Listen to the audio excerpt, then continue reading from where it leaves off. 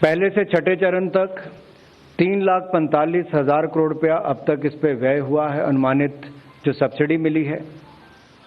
और सातवें चरण में 122 लाख मीट्रिक टन खाद्यान्न 80 करोड़ से ज़्यादा ज़रूरतमंद गरीबों को मिलने वाला है और कुल मिलाकर लगभग 3,91,000 करोड़ रुपया इसके ऊपर खर्च आएगा अब तक।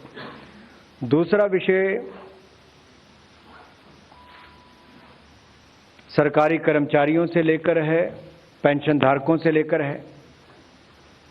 मंत्रिमंडल ने 1 जुलाई 2022 से देय केंद्र सरकार के कर्मचारियों और पेंशन भोगियों को 4% की दर से महंगाई भत्ते और महंगाई राहत की अतिरिक्त किश्त जारी करने की मंजूरी दी है। सालाना 12,852 करोड़ रुपए का बोझ सरकारी खजाने पर पड़ेगा और 8 महीने के लिए, जो अभी हम जुलाई 2022 से फरवरी 2023 तक देखें तो 8,568 करोड़ रुपए का बोझ वित्तीय वर्ष 2022-23 में पड़ेगा। लेकिन इससे लाखों ऐसे सरकारी कर्मचारी और जो पेंशन धारक हैं उनको लाभ मिलेगा। तीसरा निर्णय प्रधानमंत्री जी का जैसे मानना है कि रेलवे का कायाकल्प में रेलवे स्टेशन के विकास का महत्वपूर्ण स्थान हो और स्टेशन डेवलपमेंट को लेकर आज महत्वपूर्ण निर्णय लिया गया है। और ये भी 3 ऐसे बड़े रेलवे स्टेशन नई दिल्ली का हो जो देश की राजधानी है, या छत्रपति शिवाजी महाराज टर्मिनस मुंबई हो, या अहमदाबाद रेलवे स्टेशन हो, इनके रीडेवलपमेंट के लिए 10,000 करोड़ रुपए का निवेश को मंजूरी दी है, जिसके विस्तार में आदरणीय रेल मंत्री अश्विनी वैष्णव जी आपको विस्तार में बताएंगे। लेकिन मैं एक एक करके आपको पहले निर्णय से दूसरे निर्णय तक बताना चाहूंगा कि मित्रों, प्रधानमंत्री पद की शपथ लेने के बाद मोदी जी ने कहा भी था कि उनकी सरकार वंचित, पीड़ित, शोषित, गरीब, मजदूर, महिलाओं के लिए समर्पित होगी। और उसका एक बहुत बड़ा उदाहरण हम सबको कोविड-19 महामारी के समय देखने को मिलता है। देश और दुनिया के सामने बहुत बड़ी मुसीबत थी।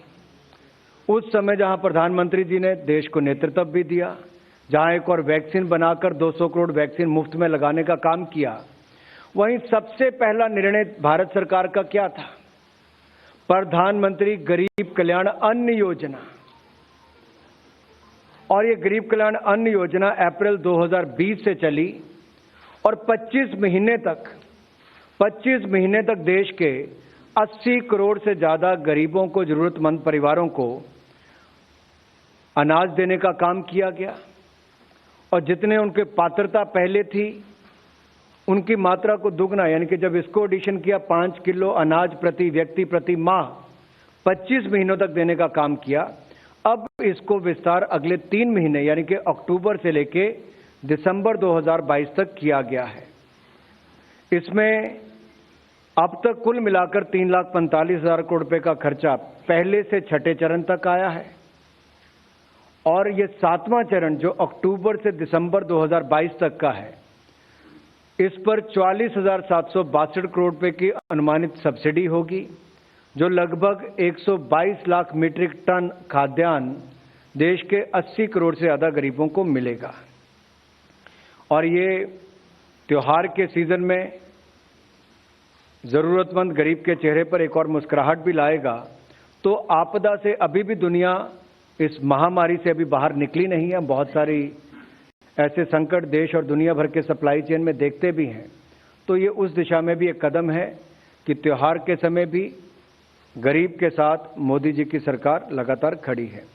दूसरा विषय जो मैंने आपके सामने रखा कि 1 जुलाई 2022 से देय केंद्र सरकार के कर्मचारी और पेंशन भोगियों को जो 4% की दर से महंगाई भत्ता और महंगाई राहत की अतिरिक्त किश्त जारी करने का निर्णय लिया गया है,